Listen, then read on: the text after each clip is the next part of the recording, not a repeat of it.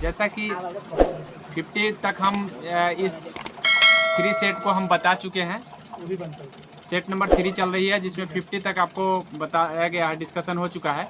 50 के आगे डिस्कशन करना है और 50 के आगे से हम आपको यहाँ पहला जो सवाल आपको दिख रहा है स्क्रीन पर यहाँ पे, यह फूलों की घाटी पूछा है। तो मैं इससे पहले आपको साइलेंट वैली अर्थात शांत घाटी बता चुका हूँ और उस समय भी मैं बताया था कि ये जो फूलों की घाटी है ये कहाँ पे है, उसी समय बता देते। तो शांत घाटी अगर आपसे पूछता है तो केरल हो जाता है इसका आंसर, लेकिन यही अगर फूलों की घाटी पूछता है तो उत्तराखंड हो जाता है।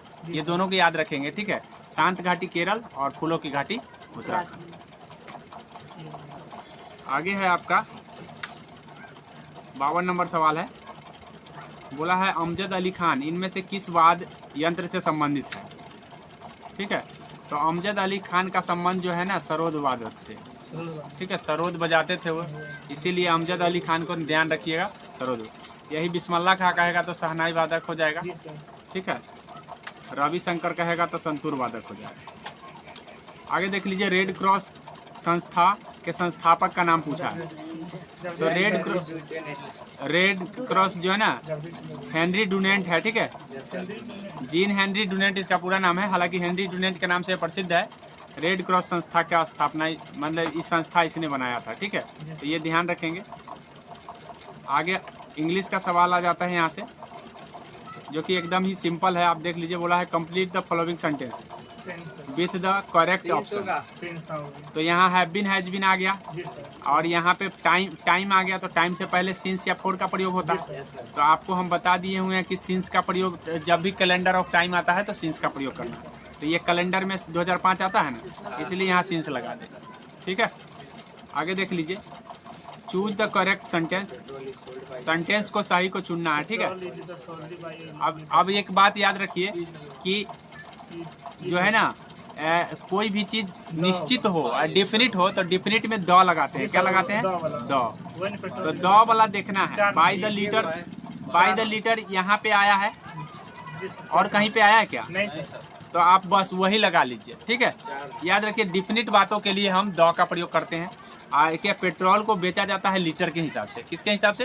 तो डिफिनिट बात है, तो डिफिनिट बात है तो द लगेगा, डिफिनिट आर्टिकल लगेगा। ये आ जाएगा 4। तो मेरे ख्याल से ये बातों को ज़्यादा कुछ सोचने की जरूरत नहीं, बस उतना सोचिए लगा दीजिए, कोई दिक्कत नहीं है। आगे बोला है हाँ सही करेक्ट मतलब सेंटेंस को यहाँ पर भी चुनना है। तो आपको करेक्ट सेंटेंस चुनने के लिए आप देख लीजिए कि जब भी सैड आ जाएगा ए से आई डी, तो सैड आएगा तो इसके पहले सब्जेक्ट होगा, इसके बाद जो है ना या तो ऑब्जेक्ट होगा नहीं तो दैट होगा, ठीक है। या तो ऑब्जेक्ट होगा नहीं तो दैट होगा। ऐसा ऑप्शन कितने में है देख लीजिए। यहाँ सैड के बाद हुआ ही आगे तो ऑब्जेक्ट नहीं ना हो सकता है, ठीक है। दैट आया है ना यहाँ पे, अच्छा उसके बाद कहीं पे सब्जेक्ट नहीं आया तो इसीलिए बस दैट वाला आंसर। दैट दूगो में है? कहाँ दैट दूगो में? सर इफ भी ना जोड़ता है। अच्छा इफ भी जोड़ता है, लेकिन इफ जोड़ता है तो इंट्रोगेटिव होना चाहिए वहाँ पे।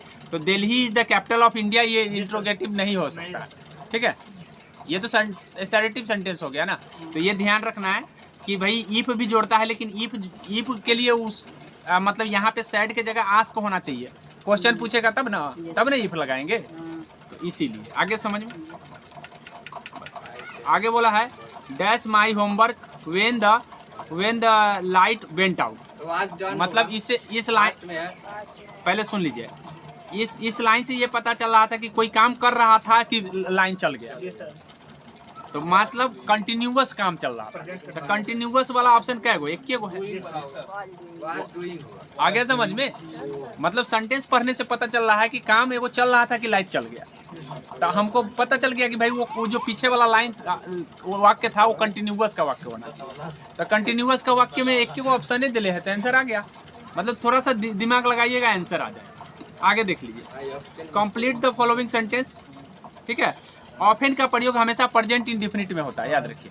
ऑफेन का प्रयोग और ऑलवेज का प्रयोग हमेशा प्रेजेंट इंडिफिनिट का प्रयोग होता है। आने तो कभी कभी प्रेजेंट परफेक्ट में भी कर लेते हैं, लेकिन यहाँ प्रेजेंट परफेक्ट का कोई ऑप्शन दिख रहा है क्या? ठीक है, प्रेजेंट इंडिफिनिट का दिख रहा है तो वही हो जाएगा। कौन हो जाएगा? यहाँ पे देख लीजिए मेक दिख रहा है ना, आ गया। चलिए आगे देखिए। Choose the phrase opposite in the meaning, मतलब फ्रेज का अपोजिट मीनिंग ढूंढना है। फ्रेज का अपोजिट मीनिंग ढूंढना है। फैट, फैट का थीन होता है कि नहीं होता है? तो थीन वाला ऑप्शन क्या हुआ है इसमें? एक ही है। एक ही लीन एंड थीन दिया हुआ है, बस इतना ही लगा दें।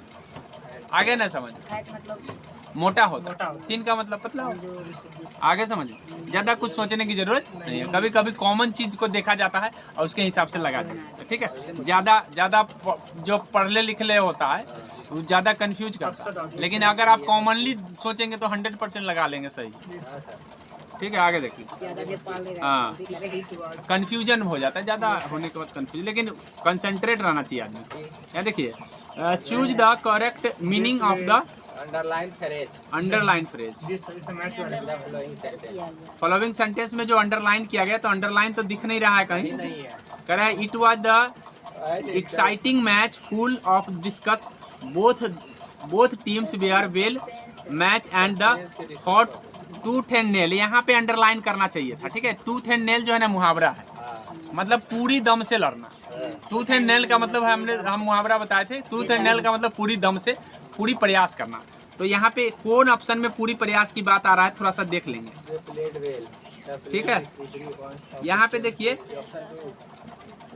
दे played with every ounce of the strength, पूरी ताकत से बोल रहा है यहाँ पर। तो यही आप पूरी ताकत की बात, एवरी स्ट्रेंथ की बात हो गया, तो इसका मतलब क्या हो गया, पूरी ताकत।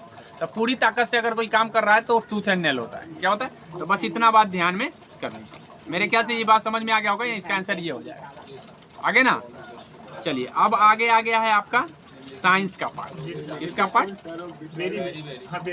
ठीक है, साइंस का पार्ट है, निम्नलिखित में से कौन सा रोग विटामिन कुपोषण के कारण नहीं होता है, अर्थात विटामिन के कमी से नहीं होता है। तो आपको ध्यान रखना है कि ये जो होता है विटामिन बी के कमी से हो जाता है, ये विटामिन सी के कमी से हो जाता है, विटामिन ए की कमी से हो जाता है। तो ये वाला नहीं होता है। और रक्तता का मतलब होता है रक्तलपता, मतलब रक्त की कमी, मतलब रक्त की कमी आयरन की कमी से हो जाता है, ठीक है। तो मेरे ख्याल से ये ध्यान रखिएगा कि इसमें बोला है कि कौन नहीं है। तो अब ये ध्यान कर लीजिए, स्कर्वी पूछेगा तो किसकी कमी से, सी से, ठीक है। रतौंधी पूछेगा तो विटामिन ए से, और बेरी पूछेगा तो विटामिन बी से। मेरे ख्याल से ये बात ध्यान में रखिए, ठीक है। अब अगला सवाल देख लीजिए। अगला सवाल बोला है, निम्न में कौन वास्तविक मछली नहीं है, ठीक है। उड़न मछली, उड़न मीन दिया हुआ है, चढ़ने वाली मीन दिया हुआ है, फुफुस मीन दिया हुआ है, और रजत मीन। जो सिल्वर मीन जो होता है ना, सिल्वर मीन मछली नहीं है। रजत मीन कभी कभी सिल्वर मीन भी लिख दिया जाता है, रजत को ही सिल्वर बोला जाता है। तो सिल्वर मीन जो है ना मछली का प्रकार नहीं है, ये बात ध्यान रखिएगा। मछली का प्रकार उड़ने वाला होता है, फुफुस वाला होता है, और चढ़ने वाला होता है, लेकिन नहीं होता है तो रजत वाला, ठीक है। आगे देख लीजिए, अगला सवाल आपका है, बोला है कि एक क्या है ये, फल के रस के खमीरीकरण के दौरान कौन सा गैस पैदा होता है। तो खमीरीकरण को हम किण्वन कहते हैं, क्या कहते हैं, किण्वन। और किण्वन जो है ना, किण्वन के दौरान जो है ना, यहाँ पे बोला है, हम बता रहे थे कि ये किण्वन जो है ना, किण्वन की प्रक्रिया खमीरीकरण होता है, मतलब एल्कोहल बनने की क्रिया जो होता है ना, उसको हम किण्वन कहते हैं। जैसे देखते हैं कि धूप में जब ताड़ी को छोड़ देते हैं तो उसमें नशा हो जाता है, तो वो एल्कोहल बन जाता है। क्या बन जाता है, एल्कोहल, उसी को किण्वन कहते हैं। अब इस प्रोसेस में जो कौन सा गैस निकलता है, CO2 निकलता है। कौन निकलता है, CO2। तो याद रखिए, खमीरीकरण में कौन सा गैस निकलेगा, CO2। मेरे ख्याल से बात समझ में आ गया होगा। ऐसे अपनी भाषा में हम समझाने का कोशिश कर दिए, ठीक है। आगे है, मरुद्भिद अनुकूलन पत्तियां रूपांतरित हो जाती है। तो मरुद्भिद का मतलब होता है, जैसे कहने का मतलब है कि जो रेत है, तो रेत पर जो पत्ती होता है वो कांटा का रूप ले लेता है। किस पर ले लेता है, रेत का मतलब बालू पर पत्ती कांटा का रूप ले, इसीलिए कांटेदार पौधा ज्यादा आपको बालू पर मिले, ठीक है। याद रखिए, तो यहाँ पे कांटा को हम सूल बोलते हैं। क्या बोलते हैं, सूल, याद रखिएगा। आगे बोला है, शीत निष्क्रियता पाई जाती है। मतलब शीत निष्क्रियता का मतलब ये हुआ कि शीत ऋतु में छुप जाता है और ग्रीष्म ऋतु में निकल जाता है, तो उसको कहते हैं शीत निष्क्रियता। तो ऐसे जो है ना आपका ये शीत में छुपने वाला ही मेढक है। मेढक में देखिएगा कि जब ठंडा आएगा तो आपको ज्यादा दिखेगा नहीं। अभी तो ठंडा थोड़ी है, अभी तो बारिश खूब दिखाई देता है। तो मेरे ख्याल से समझ में आ गया होगा। चलिए आगे देख लीजिए। फेफड़ा का पृष्ठ क्षेत्रफल बढ़ जाता है, बोला फेफड़ा का पृष्ठ क्षेत्रफल बढ़ जाता है। तो आप याद रखिएगा कि वायु कोष्ठिका जो होता है, फेफड़े की इकाई को वायु कोष्ठिका कहते हैं। ये वायु कोष्ठिका सबसे छोट इकाई है। जब आप सांस लेते हैं तो वायु कोष्ठिका में ही हवा भर जाता है, अब वो फूल जाता है। तो यहाँ पे कहाँ वायु कोष्ठिका कहीं द्वारा लिखा है, वायु कोष्ठक के द्वारा फूलता है। किसके द्वारा? ठीक है। ऐसे याद रखिएगा कि हम सांस लेने और छोड़ने की क्रिया को श्वास स्वच्छवाद कहते हैं। श्वास स्वच्छवास, हाँ, श्वास स्वच्छवास मतलब सांस लेने और छोड़ने की क्रिया को कहते हैं। इस बात को ध्यान में कर लीजिए। आगे देखिए। किस प्रकार के कोशिका विभाजन है गुणसूत्र को जोड़े बना? सभी होगा। आगे बोला है किस प्रकार का मतलब विभाजन जो है ना, कोशिका का विभाजन गुणसूत्रों में जोड़े बनते हैं। तो इसमें है मियोसिस में होता है। किसमें होता है? मियोसिस में अर्धसूत्री विभाजन होता है, और उसी में अर्धसूत्री विभाजन होता है तो जोड़ा। अर्धसूत्री मतलब दो को होगा, ठीक है, दो को मतलब जोड़ा बन जाता है। वहाँ पे क्या बन जाता है? जोड़ा। विभाजन, हाँ, विभाजन होने से उसके बाद दो को बन जाता है। बोला पाचक ग्रंथि नहीं है, मतलब पचाने वाला ग्रंथि कौन नहीं है? तो याद रखिए कि पचाने वाला जो ग्रंथि है यकृत और अगन्नाशय, ये पचाने वाला नहीं है, ठीक है। गुर्दा और फुफ्फुस, ठीक है, गुर्दा और फुफ्फुस जो है ना पचाने की काम करता है, उसमें से एंजाइम निकलता है, ठीक है।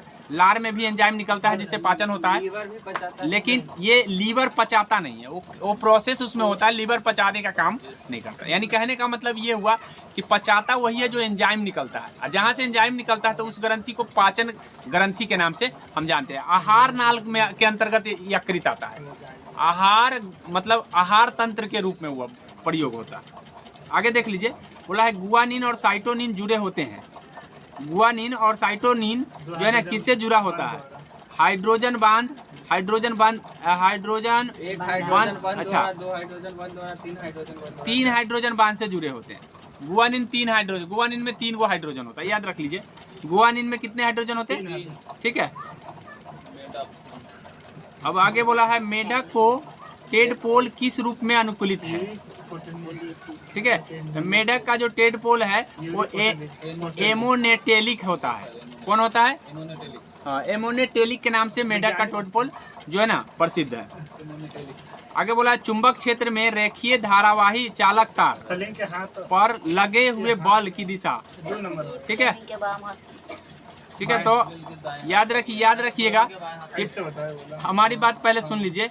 एक होता है फ्लेमिंग का बायां हाथ का नियम, एक होता है दायां हाथ का नियम, एक होता है मैक्सवेल का, ठीक है, एक होता है मैक्सवेल का। तो फ्लेमिंग के पहले मैं चर्चा कर देता हूँ। फ्लेमिंग का बायां हाथ नियम हमको बल की दिशा बताता है। बल की दिशा कौन बताता है? बायां। और ये चालक तार की गति बताता है। क्या बताता है? एक गति, मतलब ये जो है ना, ये किधर धारा की गति किधर जाएगा उस मतलब फ्लेमिंग के दाहिना हाथ बताएगा। अब बायां हाथ क्या बताएगा? तो बायां हाथ हमको बताएगा उस बल का दिशा, मतलब बल किधर होगा ये बताएगा। तो यहाँ पे बल की दिशा पूछा है, तो बल की दिशा कौन होगा? बाएं हाथ। कौन हो जाएगा? बाएं। अब मैक्सवेल क्या बताता है? मैक्सवेल का बाएं हस्त नियम क्या बताता है? सुन लीजिए। तो मैक्सवेल का बाएं हस्त नियम हमको बोलता है कि 4 अंगुली अगर आप बंद कर लेते हैं यहाँ पे, तो ये 4 अंगुली जो है ना चुंबकीय क्षेत्र बताएगा। अंगूठा जो है ना, अंगूठा ये आपको धारा की दिशा बताएगी, ठीक है, कि धारा किधर जाएगा। हाँ, तो ये मैक्सवेल का है। 4 अंगुली बंद करने वाला सिस्टम जो है ना मैक्सवेल का है, ध्यान रखिए। आगे देख लीजिए। सारा के सारा 10वां का साइंस है और कोई ज़्यादा नहीं है, ठीक है। सारे के सारे अगर 10वां का साइंस क्लियर है तो हमको लगता है कि क्लियर हो जाएगा आपका साइंस में, कोई दिक्कत नहीं। वो बता देंगे, पूरा का पूरा चैप्टर बताएंगे। आगे देख लीजिए। अवतल लेंस के सामने एक वस्तु, ठीक है, वस्तु रखा जाए तो कैसा प्रतिबिंब होगा? तो पहले पूरा समझ लीजिए बात को। बातों को समझिएगा तब उसके बाद क्लियर हो जाएगा। देख लीजिए, आपको दो चीज़ पूछता है, एक तो दर्पण, एक तो होता है लेंस। ठीक है, दर्पण में जो होता है, दर्पण में ये जो दर्पण होगा आपका हो जाएगा अवतल दर्पण। ठीक है, और ये जो दर्पण होगा ये आपका उत्तल दर्पण होगा। तो जो अवतल दर्पण का संबंध है वही उत्तल लेंस का होता है। मतलब जो अवतल दर्पण में होगा गुण वही उत्तल लेंस में होगा। कौन होगा? उत्तल लेंस। अर्थात ये दोनों का सेम संबंध है।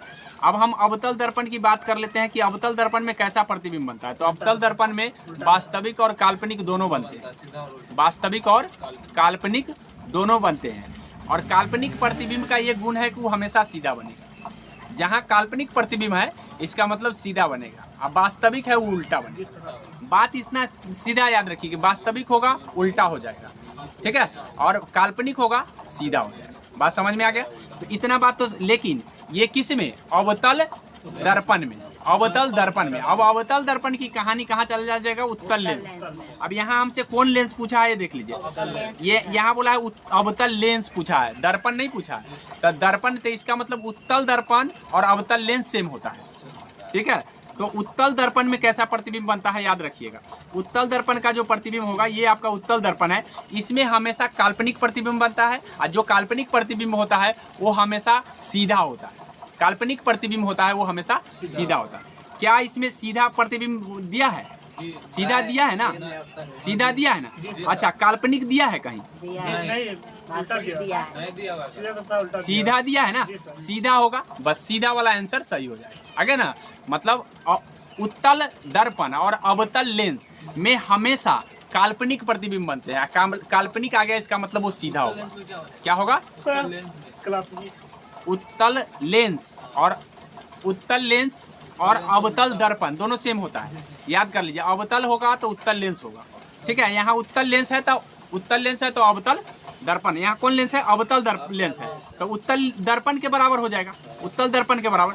अब हमको याद रखिए कि उत्तल दर्पण में, खाली अब दर्पण को याद रखिए, दोनों को याद रखने की जरूरत नहीं है। अवतल दर्पण में दोनों प्रकार के प्रतिबिंब बनते हैं, अर्थात काल्पनिक और वास्तविक दोनों। लेकिन उत्तल दर्पण में हमेशा काल्पनिक प्रतिबिंब बनते हैं। कैसा बनते हैं? काल्पनिक। और जो काल्पनिक होगा हमेशा सीधा होगा। काल्पनिक होगा हमेशा सीधा होगा। और जो काल्पनिक नहीं वास्तविक होगा वो उल्टा होगा। वास्तविक होगा उल्टा होगा। तो इससे हाँ, काल्पनिक प्रतिबिंब हमेशा वस्तु से छोटा होगा। ठीक है, लेकिन याद रखिएगा कि उत्तल दर्पण में हमेशा छोटे प्रतिबिंब बनता है। छोटा या बराबर, छोटा या बराबर, याद रखिएगा। बस इतना बात ध्यान में कर लिया। ऐसे एक बार दो बार फिगर बनाइएगा तब क्लियर होता है ये सारा चीज़। फिगर बनाने के बाद अब यहाँ देख लीजिए, F=R/2। F=R/2 किस में होता है? दर्पण में होता है। किस में होता है? यहाँ बोला है सिर्फ उत्तल दर्पण के लिए, अवतल दर्पण के लिए नहीं। ऐसा थोड़ी है। F=R/2 दोनों दर्पण के लिए होता है। तो दोनों दर्पण में कहाँ दिया है? तीन वाला में दिया है ना? दोनों दर्पण में होता है F=R/2, क्योंकि गोलीय दर्पण का दोनों भाग है। तो F=R/2 दोनों में। आगे देख लीजिए, जब ध्वनि तरंगे चलती है तो वे अपने साथ ले जाती है। तो ध्वनि तरंगे चलती है तो अपने साथ ऊर्जा के लेके जाती है। क्या लेके जाएगी? कोई भी ध्वनि तरंग चलेगा तो वो ऊर्जा लेके जाएगा। क्या लेके जाएगा? ऊर्जा। कहीं दिया है ऑप्शन में? देख लीजिए, दिया है ना? ऊर्जा। ध्वनि तरंगे जब चलती है तो ऊर्जा। और ध्वनि तरंगे अनुदैर्घ्य तरंगे होता है, याद रख लीजिए। ध्वनि तरंगे अनुदैर्घ्य तरंगे और प्रकाश तरंगे अनुप्रस्थ तरंगे। ये बात भी ध्यान में कर लेंगे। आगे बोला है रॉकेट किस सिद्धांत पर कार्य करता है? नहीं, रॉकेट जो है ना संवेग संरक्षण सिद्धांत। संवेग संरक्षण न्यूटन के तीसरा लॉ पढ़े होंगे, क्रिया का प्रतिक्रिया। एक तरफ से धुआं छोड़ता है तो एक तरफ आगे बढ़ता है। मतलब एक तरफ पीछे बल लगाया, एक तरफ आगे बढ़ा। तो क्रिया का प्रतिक्रिया होता है। जहाँ क्रिया का प्रतिक्रिया हुआ वो संवेग संरक्षण सिद्धांत है। कौन होगा? संवेग संरक्षण सिद्धांत। तो मेरे ख्याल से याद रखिए। एक चीज मैं और बता देना चाहूंगा, कल हमने डिस्कशन करते वक्त हमने चंबल नदी बता दिया था। वो चंबल नदी नहीं होगा। ठीक है, चंबल नदी नहीं होगा। माही नदी का जो है पूर्व, मतलब गंगा जो है ना, तो यहाँ पे यमुना की सहायक नदी इधर से मिल रहा है। अब इधर से जब मिल रहा है तो यहाँ इधर से चंबल इधर से आ जा रहा है, इधर से नहीं आ रहा है। इधर से आता तो सही बताते, ठीक है। इसलिए ध्यान रखिएगा कि वो माही नदी उसका आंसर सही हो, ठीक है। उसको करेक्शन कर लीजिएगा। हालांकि हमने डिस्क्रिप्शन में शायद डाला है या नहीं डाला है, तो डिस्क्रिप्शन में हम उसको सही कर देंगे, ठीक है। चलिए ठीक है, आगे देख लीजिए। अगला है, यहाँ पे देख लीजिए, यहाँ क्या कहा है। एक किरण एक अवतल दर्पण पर अवतित होती है। अगर यदि यही किरण मुख्य अक्ष के समांतर आती है तो परावर्तित किरण कहाँ जाएगी। मतलब कहने का मतलब है कि प्रकाश के परावर्तन जब होता है ना, तो प्रकाश के परावर्तन मैं आपको बता दूं, ये क्या है, दर्पण है। और दर्पण है तो इस लाइन को हम मुख्य अक्ष कहते हैं। क्या कहते हैं? और जो कोई ऐसे किरण आएगा, मतलब यहाँ से किरण चला ऐसे ऐसे इस पर आया, तो ये कहाँ से गुजरेगा, तो ये गुजरेगा जो है, आपको देख लीजिए, ये इसी के समांतर कोई किरण यहाँ से आया, और किरण आया तो यहाँ पर आकर के जब गुजरेगा तो ये फोकस से गुजरेगा। कहाँ से गुजरेगा? यहाँ जहाँ भी फोकस होगा उसी तरह से गुजरेगा। मतलब इस दिशा से आ रहा है किरण, और इस दिशा से आने के बाद जब दर्पण पर पड़ेगा तो कहाँ से गुजर जाएगा? वो फोकस से होकर के गुजर जाएगा। जब फोकस पर जाएगा तो वो मुख्य अक्ष के समांतर गुजर जाएगा।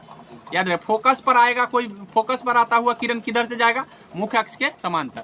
लेकिन मुख्य अक्ष के समांतर आता हुआ किधर से जाएगा? फोकस पर। ये बात दोनों रिवर्स है एक दूसरे का, याद कर लीजिए। आगे देख लीजिए, यहाँ पे कौन आंसर हो जाएगा? ये वाला फोकस है, ठीक है, फोकस से होकर गुजरती है। आगे देख लीजिए, अगला सवाल क्या है।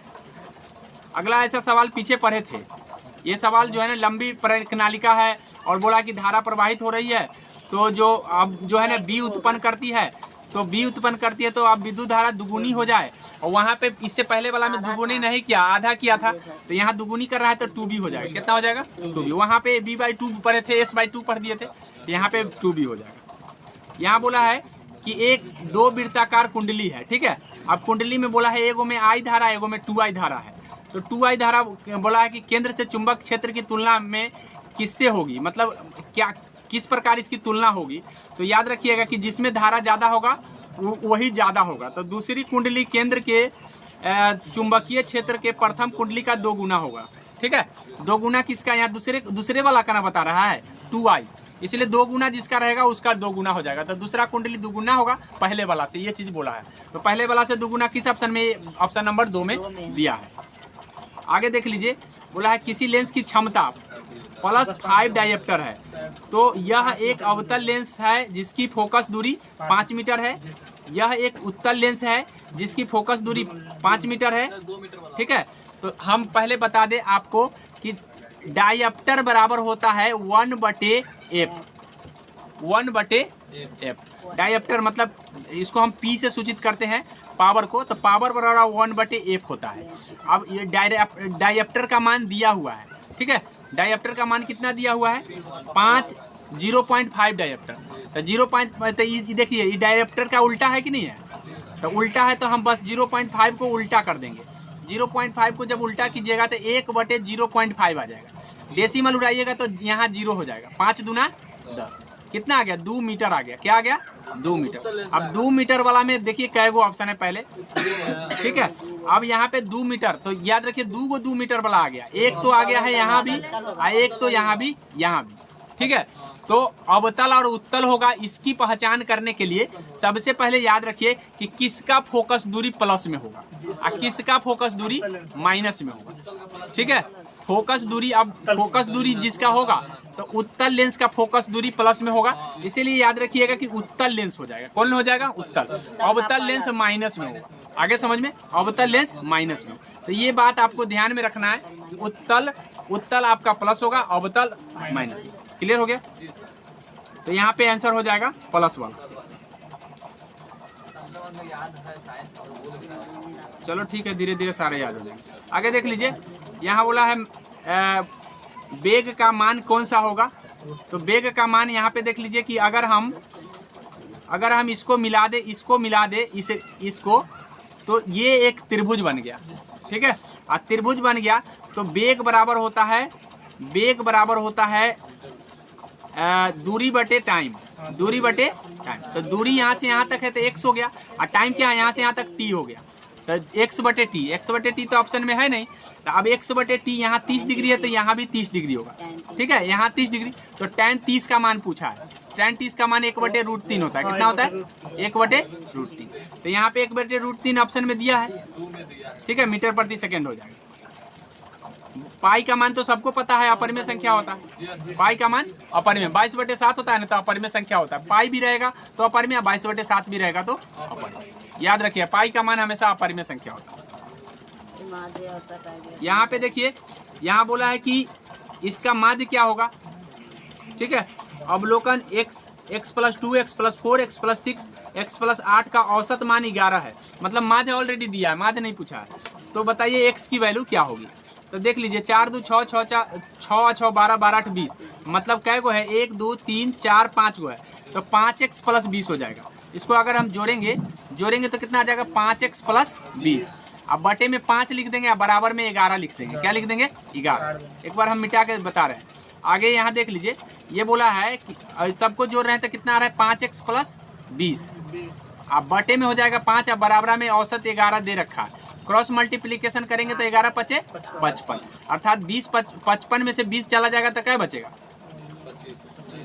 55 में से 20 जब 35 ना बचे, 35 बच जाएगा। 35 तो 5 से काटेंगे 35 को तो 7 मरतबे कट जाएगा। इसका मतलब x का वैल्यू क्या आ जाएगा, 7। आगे समझे। लेकिन यहाँ पे पूछ देता कि x + 8 का वैल्यू क्या होता है, मतलब बड़ा चरमान क्या है, तो बड़ा चरमान 8 जोड़ करके बता देते। आगे समझ में, ये भी घुमा कर पूछ दिया जाता है, तो ध्यान रखिएगा, यहाँ पे 7 आंसर हो जाएगा। आगे देख लीजिए, इसमें बोला है कि कौन मौसा है। तो मौसा जो है ना, सबसे जो दोनों में होता है वही मौसा होता है। तो सबसे छोटा इसमें देखिए कौन है, ठीक है, सबसे छोटा इसमें है, ठीक है, 3 है। अब इसमें देखिए 2 3 5 है ना, इसमें 2 3 ही है, 5 नहीं है इसमें। तो जो नहीं है वो तो खैर लेंगे ही नहीं, जो होगा वही लेंगे।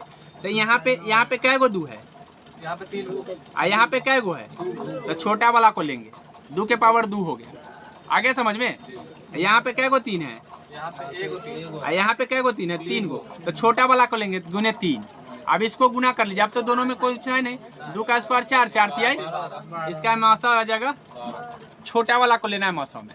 आगे ना समझ में, बस इतना ही इजी है, समझ गए तो बन जाएगा। आगे देख लीजिए, बोला वृत्त का क्षेत्रफल ये दिया हुआ है, तो इसकी परिधि क्या होगी, ठीक है। तो सबसे पहले परिधि निकालने से पहले आपको त्रिज्या निकालना होगा, ठीक है। त्रिज्या निकालने के लिए आपको ध्यान रखना है कि जब क्षेत्रफल दिया है तो त्रिज्या का फॉर्मूला होता है √अंडर क्षेत्रफल भागा पाई, क्षेत्रफल भागा पाई। अब क्षेत्रफल कितना दिया हुआ है, 38.5, 38.5 दिया हुआ है, तो 38.5 हम 385/10 कर सकते हैं, कि नहीं कर सकते। अब भागा पाई है, तो पाई का मतलब है 22/7, तो 7/22 हो जाएगा, होगा कि नहीं होगा। अब ये 11 से ही कट जाएगा, इसको काटो, 11 से 11 33, 11 5 कै मरतबे कट रहा है, 3 और 5 35 मरतबे कट रहा है। अच्छा, उसके बाद यहाँ पे 35 को हम काट सकते हैं 5 से, तो 5 से काटेंगे तो कितना, 7 आ जाएगा। इसको 5 से काटेंगे तो 2 आ जाएगा, तो नीचे 2 बच गया, ऊपर 7 बच गया। तो इसका मतलब है ये √अंडर में क्या क्या आ रहा है, √अंडर में आ रहा है कि 7 × 7 और नीचे 2 × 2, तो 2 गो में से एगो निकाल लेते हैं, यानी 7/2 इसकी त्रिज्या आ गई। क्या आ गई, 7/2। जब 7/2 त्रिज्या आ गई तो हम परिधि नहीं निकालेंगे, 2πr। 2πr निकालने के लिए 2 परिधि इसका होता है 2πr, मतलब 2 × 22/7 × r की वैल्यू 7/2 आया। तो यहाँ पे हो जाएगा, 7 से 7 कैंसिल हो जाएगा, 2 से 11 दूना 22, तो 11 दूना 22 इसका परिधि आ गया। क्या आ गया, 22 सेंटीमीटर है दिया। आगे ना समझ में। अब लॉग वाला में आपको तो पहले बढ़िया से लॉग का पढ़ाना पड़ेगा, तब समझ में आएगा। हालांकि इसका आंसर ये आएगा निकाल के, ठीक है, ये वाला हो जाएगा आंसर, 1 - log x की पावर 2। आपको लॉग बताना होगा तब जाके आएगा। हालांकि अब लॉग से नहीं पूछेगा, क्योंकि ये इंटरमीडिएट का सवाल है। बिहार पुलिस ये मतलब CSBC ये कर दिया है कि भाई अब हम इंटरमीडिएट से नहीं पूछेंगे, जो भी पूछेंगे 10th लेवल से पूछेंगे। 10th लेवल में लॉग नहीं पढ़ना है, आपको पता होना चाहिए कि लॉग नहीं पढ़ना है, ठीक है। तो ध्यान रखिएगा, लॉग से पूछेगा नहीं। ये पहले का सवाल है, ये मैंने पहले पूछा जाता था तो बहुत 2010 के 12 का है, कितना का है देखो नहीं, 12 का है, तो ये पहले पूछा जाता था, अब नहीं पूछे जा रहे हैं। अभी हम इससे पहले 22 का दिखाएं, क्या उसमें पूछा गया था? नहीं पूछा। ध्यान कर लीजिए, ज़्यादातर आपको 10th लेवल का है, इसलिए जहाँ पर न पूछा जाए वहाँ पे दिमाग लगाने की जरूरत नहीं है। अगर एक नंबर हमारा कम भी आ जाए, हम दूसरे चीज़ जो हमको आ रहा है वो उस पर दिमाग लगा ले तो वो ज़्यादा बेटर होता है। आगे समझ में, हमको उधर नहीं भागना है जिधर कम है, उधर भागना है जिधर ज़्यादा है। और ज़्यादा चीज़ों को अगर हम कंठस्थ कर लेते हैं तो कम चीज़ नहीं भी आएगा, तो कोई ज़रूरी नहीं कि 100 में 100 जाता है कट ऑफ जाएगा मुश्किल से 100 में 60-70, इससे ज़्यादा नहीं जाएंगे, 60 और 70 के बीच में रहेंगे। ज़्यादा से ज़्यादा जनरल होगा तो 72-73 जाएगा, इससे ज़्यादा नहीं होगा, जितना सीट है उसके मुताबिक। ऐसे तैयारी करने के लिए तो हम सब कुछ करेंगे जब करना होगा। अब यहाँ देख लीजिए, अगला बोला है, सॉरी कद तक सवाल तक हम आ गए थे, 86-87, अच्छा एक छूट रहा है, हाँ। अब यहाँ पे देखिए, इसको हल करने के बाद जो है ना, इसको दोनों को जब हम गुना भाग कर लेंगे, मतलब इससे इसको गुना कर लेंगे, इससे इसको गुना कर लेंगे, तो लास्ट में कैलकुलेट करके इसका जो है आंसर वो आ जाएगा, यही आएगा, ये वाला आएगा। ठीक है, कैलकुलेट कर लीजिएगा एक बार, कैलकुलेशन है बस, थोड़ा सा जो कॉमन है हम बता दे रहे हैं। ए और बी, जहाँ बोला है ए बी, जहाँ ए बड़ा है बी से, तो क्या हो सकता है? ठीक है, तो हम एचसीएफ पढ़े थे यूक्लिड का विभाजन में कि ए बड़ा है बी से और बी बड़ा है आर से, बी बड़ा या बराबर है आर से, तब होता है एचसीएफ निकलता है। आर वाला बात तो यहाँ कहा नहीं, इसीलिए आंसर हो जाएगा यहाँ पे दशमलव विस्तार। क्या हो जाएगा? बस दशमलव विस्तार। नहीं तो ज़्यादातर बच्चे इसको एचसीएफ लगाएंगे। क्या लगाएंगे? क्योंकि यूक्लिड विभाजन से उन्होंने एचसीएफ पढ़ा है, यूक्लिड विभाजन देख के वो एचसीएफ लगा देंगे। एचसीएफ नहीं लगाना है। एचसीएफ कब लगाते हैं? जब ये पूरा प्रोसेस होता है। एचसीएफ के लिए ये पूरा है, यूक्लिड ने ये बताया था, ना कि ये बताया था। ठीक है, तो ये कभी आप आपसे यही पूछ देगा कि यूक्लिड ने मौसम के लिए क्या बताया, तो ये वाला बताया, ए बड़ा है बी से।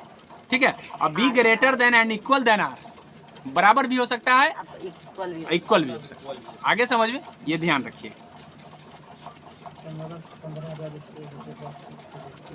आगे देख लीजिए, 15,000 रुपये 2 वर्ष के चक्रवृद्धि ब्याज पर साधारण ब्याज का अंतर इतना दिया है, तो ब्याज वार्षिक दर ज्ञात करें।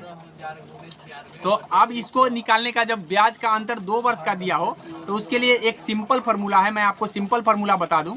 सिंपल फार्मूला क्या है कि आप अंतर लिख लीजिए 96 दिया है ना, 96 बराबर P इंटू आर बटे इसका स्क्वायर कर दीजिए। बस इसी फार्मूला से आपको आर आ जाएगा, आर ए निकालना ही है। अब यहाँ पे P का मान दे रखा है 15, तो यहाँ पे क्या 15,000 नहीं लिख देंगे? और जब आर स्क्वायर करेंगे तो आर स्क्वायर अब बटे में 10,000 हो जाएगा। क्या है? क्योंकि 100 का स्क्वायर 10,000। ठीक है, अब यहाँ 15,000 है तो 3 0 से 3 0 कैंसिल हो गया। ठीक है, 5 से काटेंगे इसको तो 3 मरतबे, 5 से इसको काटेंगे तो 2 मरतबे। अब ये 3 से हम 96 को काट सकते हैं, 32 किया होता है 96, तो अब 32 आया, इधर 2 है, तो 32 और 2 का गुना हो जाएगा। कितना आ जाएगा? 64। यहाँ पे बराबर में आर स्क्वायर आया क्या? तो किसका स्क्वायर है? 64। 8 का 8% हो जाएगा। किस दर से लिया था? 8। तो कौन सा फार्मूला है? मैं एक बार फिर से रिपीट कर दूं। अंतर बराबर होता है, फार्मूला क्या है? अंतर बराबर होता है P इंटू आर बटे 100 का स्क्वायर। यही अंतर, अगर अंतर रख दीजिए यहाँ, P यहाँ रख दीजिए, यहाँ 100 का रहबे करेगा, आर का मान आपको निकालना है, बस निकाल दीजिए। आगे देखिए, आगे इसका जब कैलकुलेशन करके, जब कैलकुलेशन हम इसको जोड़ते हैं, तो कैलकुलेशन करने के बाद, इसको जोड़ने के बाद आपको जो है ना, इससे ही कट जाएगा तो इसका स्क्वायर आ जाएगा, फिर इससे ही कट जाएगा तो इसका स्क्वायर आ जाएगा। अब जब हम a प्लस, हमने जोड़ना बताया था, a प्लस बी का होल स्क्वायर और a माइनस बी का होल स्क्वायर जोड़ के कितना आता है? 4ab आता है। कितना आता है? 4ab। अब यहाँ पे ab का वैल्यू जो है दे रखा है, ab का वैल्यू दे रखा है 4ab आएगा, a प्लस बी के whole square, a minus b के होल स्क्वायर। जब दोनों को जोड़ेंगे तो कितना आ जाएगा? 4ab आएगा। अब ये दोनों को जब हम मल्टीप्लाई करेंगे तो a square minus b square आएगा। कितना आएगा? a square minus b square. तो इस तरह से हम मान रख करके सबको निकाल देंगे, और निकालने के बाद आपको जनरली हम डायरेक्ट बता दे रहे हैं, आप उसको हल कर लीजिएगा। इसका आ जाएगा, ऊपर वाला का आ जाएगा 3 a प्लस बी, यानी कि 3 का स्क्वायर और प्लस 1 4, और 3 का स्क्वायर और माइनस 1, हाँ तो 4/3 आ जाएगा। कितना आ जाएगा?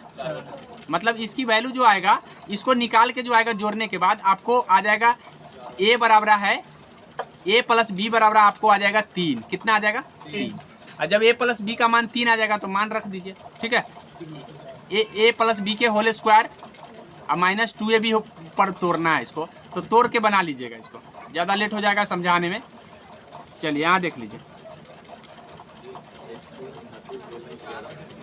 बोला है एक ठोस धात्विक बेलन के आधार की त्रिज्या 3 सेंटीमीटर है और ऊंचाई 5 सेंटीमीटर। इसको पिघलाकर n ठोस बनाया जा रहा है। तो जब पिघलाने की बात बताए थे तो हमने पिछले ही वीडियो में बता दिया था, दोनों को आयतन बटा में कर लीजिए, और बटा में करने के बाद जो है ना वो अपने आप आ जाता है, ठीक है। तो बटा में कर लीजिएगा, बटा में करने के बाद वो अपने आप आ जाएगा। आगे यहाँ देखिए, बोला पेट्रोलियम प्रभावी आसवन। पेट्रोलियम का जो है ना प्रभावी आसवन जो है, प्रभावी आसवन द्वारा कौन पदार्थ बनता है? तो पेट्रोलियम जब बनता है तो सबसे पहले नेफ्था बनता है, तब कैरोसिन बनता है, तब डीजल बनता है, और तब ऑयल नहीं बनता है। ऑयल ये गलती दे दिया है, ठीक है। हालांकि इसके आगे लास्ट कोक तक जाता है। कहाँ तक जाता है? कोक तक। याद रखिएगा, ये ऑप्शन में हमको ये सस्पिशन है, ऑयल नहीं बनता है, ठीक है। पीने वाला कोक जलाने वाला। आगे समझ में? तो ये ध्यान रखिएगा, ये ऑप्शन में डाउटेबल है क्योंकि ऑयल नहीं बनता है। अब ये दूसरा तो कोई है नहीं, ऐसा तो दूसरा कोई ऑप्शन में है नहीं। सीरीज में तो यही दिख रहा है। तो आप लास्टली 4 को मार सकते हैं, निकल सकते हैं मार के, ठीक है। डीजल ऑयल एक के साथ दिया, डीजल तेल का डीजल तेल ऑयल एक के साथ नहीं दिया है। हाँ, तो ऑयल थोड़ी ना बना ना, एक के साथ दिया है, इसलिए वो में कॉमा हुआ नहीं दिया है। अच्छा, डीजल ऑयल एक साथ है, हाँ, कॉमा नहीं दिया हाँ, है। तो हो जाएगा, तो ठीक है, वो भी सही कॉमा नहीं दिया है। तब सही है। हाँ, बीच में अगर कॉमा नहीं है तो सही है। जी कॉमा नहीं चल है। आगे देख लीजिए, रेडियो सक्रिय कार्बन 5800 वर्ष अपनी प्रारंभिक मात्रा का आधा हो जाता है। तो बोला है प्रारंभिक मात्रा का 1/4 भाग हो जाएगा। कितने दिनों में 1/4 भाग हो जाएगा? तो 1/4 भाग होने के लिए 2 से गुना कर दीजिए, बस उतना ही हो जाएगा, ठीक है। 2 से गुना करके जो आएगा, तो 2 से गुना करने के बाद आपका आ जाएगा 20, ठीक है। ये वाला आंसर।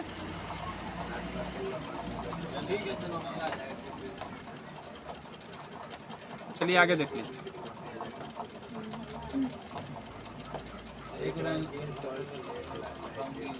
तो दिख नहीं रहा है, दिख रहा है कथी लिख रहा है बताइए। हम पढ़ के सुना दे रहे हैं। देखिए, बोला है कि एक रंगीन साल्ट लेड नाइट्रेट, ठीक है। यहाँ लेड नाइट्रेट हाँ गर्म करते हैं तो एक पीले रंग का जो है ना, पीले रंग का वास्तविक X बनता है, और ठीक है, और लाल भूरे रंग का Y बनता है। तो बताइए कि ये Y क्या है? मतलब जो लाल भूरा रंग का बना वो क्या है? तो वो हो जाएगा नाइट्रोजन के ऑक्साइड हो जाएगा, ठीक है। NO2 बनेगा। N2O जो है ना नाइट्रस ऑक्साइड होता है, NO2 नाइट्रोजन के ऑक्साइड होता है। तो नाइट्रस ऑक्साइड को हम लाफिंग गैस कहते हैं, याद रखिए, हंसने वाला गैस।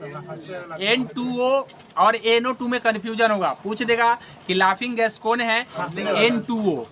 लाफिंग गैस N2O है, लेकिन नाइट्रोजन जो ऑक्साइड है NO2 है। तो यहाँ पे जो लाल भूरे रंग के बनेंगे ये नाइट्रोजन ऑक्साइड बनेंगे। क्या बनेंगे? जब PB के साथ गर्म करेंगे तो उस समय आपको ध्यान रखना है कि ये लाल भूरे रंग का नाइट्रोजन ऑक्साइड बनते हैं। बोला है द्रव में होता है, ठीक है। तो द्रव में हम जब द्रव आपको बताए थे तो इसमें आकार जो होता है ना, आकार निश्चित नहीं होता है, आकार निश्चित नहीं होता है, लेकिन आयतन इसका निश्चित होता है। ये चीज़ हम पढ़ाए थे जब साइंस के वीडियो, तब उसी समय बताए थे। तो इसमें बोला है कि नियत आयतन, तो नियत आयतन तो होता है, नियत आयतन तो होता है। अनियत आकार, अनियत का मतलब नियत नहीं, नियत नहीं, तो ये भी होता है। अत्यधिक संकोच, ठीक है, अधिक संकोचन। तो संकोचन का मतलब है क्या? हम इसको दबा सकते हैं, तो हम इसको प्रेशर से नहीं दबा सकते। अगर दबाएंगे तो उठा देगा, जैसे लिफ्ट उठता है, ठीक है। प्रेशर से हम पानी को नहीं दबा सकते। तो ये वाला तो गलती हो गया। अब ऐसा ऑप्शन देख लीजिए कौन कौन ऑप्शन में दिया है। असंकोचन, नियत आयतन, तो ये गलती है। तीसरा में नियत आयतन, अनियत आकार और असंकोचन, 3 वाला हो जाएगा। आ गया समझ में।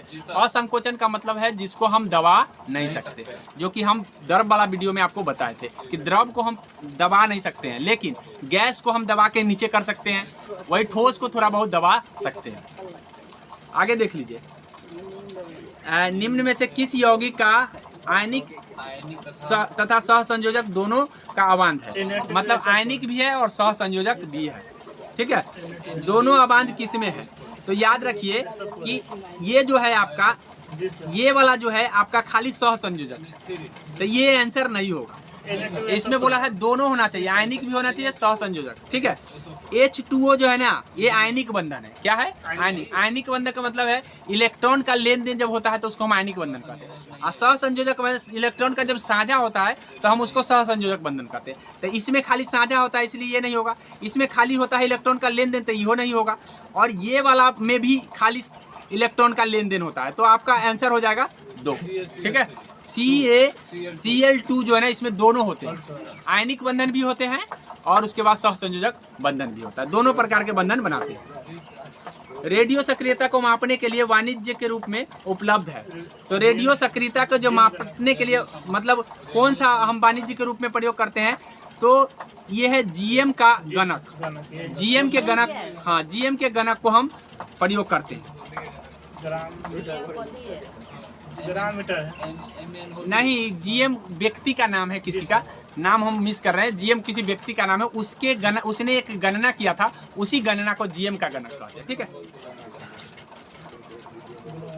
आगे देख लीजिए, इसमें बोला है कि उपरोक्त में अभिक्रिया ऑक्सीकारक कौन है? तो ऑक्सीकारक इसमें जो है Cl2 है ऑक्सीकारक, हाँ Cl2 ऑक्सीकारक। एल्काइन का फॉर्मूला तो सबको आता है, ठीक है। अब हम एल्काइन एल्कीन बता रहे हैं। एक होता है एल्केन, एल्केन, ठीक है। एक होता है एल्कीन, एल्कीन, ठीक है, एल्कीन, ठीक है। एक होता है एल्काइन, एल्काइन। अब यहाँ पे होता है सटाओ, हटाओ और घटाओ। मतलब सटाओ का मतलब +2 हो जाएगा, और हटाओ का मतलब कुछ भी नहीं होगा, और घटाओ यहाँ पे होगा। ये बात ध्यान कर लीजिए, एल्केन, एल्कीन, एल्काइन। अब एल्केन मतलब सटाओ का मतलब हो गया जोड़ो, और हटाओ का मतलब कुछ भी नहीं लिखो, मतलब उसमें CnH2n होगा, सीधे CnH2n, और घटाओ का मतलब CnH2n-2। अब यहाँ ऑप्शन में देख लेते हैं, ऑप्शन में इसमें एल्काइन पूछा है तो घटाओ वाला होगा, घटाओ वाला कौन ऑप्शन में? इसमें दिया, इसमें नहीं दिया, डी में माइनस वाला दिया हुआ, ठीक है। कोई डी में +2 दिया, -2 है, सही है सर। सी वाला में +2 दिया है। आगे है, निम्नलिखित सांद्रण व्यक्त करने की कौन सी इकाई ताप के प्रारंभ से प्रभावित नहीं होती? हाँ, मोललता जो है ना, ताप से मोलरता प्रभावित नहीं होता है। मोललता प्रभावित होता है, मोललता प्रभावित नहीं। क्या होता है? कौन सी एल्युमिनियम? कांच। बोला है एल्युमिनियम, बोला है अब लास्ट है तो क्या छोड़? एल्युमिनियम की मिश्र धातु है, कांच होगा। अब बोला एल्युमिनियम किसमें नहीं है, सॉरी किसमें है? मिश्र धातु क्या है? सर मिश्र धातु पूछ रहा है, देखिए ना आप। हाँ, तो मतलब एल्युमिनियम से कौन कौन बना हुआ है ये चीज बोला है। एल्युमिनियम से, तो एल्युमिनियम से जर्मन सिल्वर में एल्युमिनियम नहीं होता, याद रखिए, ठीक है। इसमें हो जाता है मैग्नीशियम होगा, यहाँ ऑप्शन नहीं दिख रहा है, ठीक है। मैग्नीशियम हो जाएगा, क्या हो जाएगा? मैग्नीशियम में एल्युमिनियम और मैग्नीशियम होता है। कहाँ पित्तल में? Cu और Zn होता है पित्तल में, कहाँ से पढ़ लियो? CuZn, पित्तल में CuZn होता है। सिल्वर, जर्मन सिल्वर में होता है तुम्हारा, इसमें होता है कॉपर, Zn, और उसके बाद होता है एक निकेल होता है, ठीक है। ये चीज होता है उसमें, तो ये ध्यान रख लेना। नहीं, जर्मन सिल्वर में सिल्वर नहीं होता है, ये बात ध्यान रखना। कभी कभी ऑप्शन में बोल दिया कि कौन में सिल्वर नहीं है, और उसमें ऑप्शन में दे दिया जाता है जर्मन सिल्वर, तो बच्चा पढ़ता है जर्मन सिल्वर है तो सिल्वर होगा ही, लेकिन उसमें सिल्वर नहीं होता। ये बात ध्यान में कर लेंगे इस ऑप्शन को। अब यहीं पे इंड करते हैं अपनी बात। 3 नंबर सेट खत्म हो गया है, कल हम 4 नंबर सेट का डिस्कशन करेंगे।